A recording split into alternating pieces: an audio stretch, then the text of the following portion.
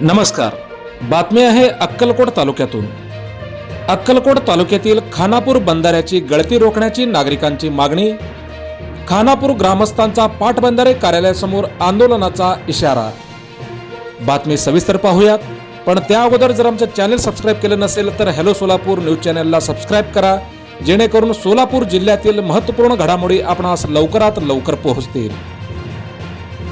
अक्कलकोट तालुक्यातील खानापूर येथील बंधाऱ्याच्या प्लेटा खराब झाल्या असून यातून मोठ्या प्रमाणात पाणी वाहून जात आहे.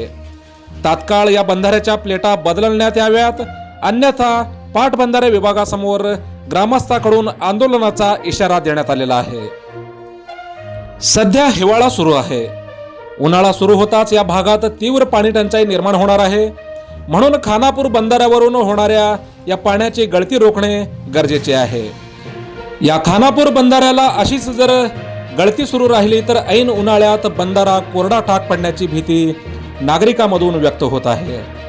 परिणामी खानापूर भागातील शेतकरी व सामान्य नागरिकांना तीव्र पाणी टंचाईला सामोरे जावे लागणार आहे. आणि म्हणूनच खानापूर ग्रामस्थांनी पाटबंधारे अधिकाऱ्यांना गळती रोखण्यासंदर्भात सातत्याने पाठपुरावा करीत आहेत. याबाबत कारवाई होत नसल्याने ग्रामस्थांमधून प्रचंड रोष व्यक्त केला जात आहे. प्रशासनाने गांभीर्याने लक्ष देऊन या कामाची पूर्तता लवकरात लवकर करावी अशी मागणी जोर धरत आहे. खानापूरचे ग्रामस्थ रविकांत कुरे यांनी काय म्हटलंय पाहूयात. खानापूर बंधाऱ्याची गळती रोखण्यासाठी पाटबंधारे खात्याच्या संबंधित अधिकाऱ्यांना वारंवार भेटून आणि फोनवरून कळवूनही कार्यवाही होत नाही. म्हणून आम्ही खानापूर गावातील ग्रामस्थांनी एकत्रित येऊन संबंधित पाटबंधारे कार्यालयासमोर तीव्र आंदोलन छेडणार असल्याचे रविकांत कुरे यांनी म्हटलं आहे.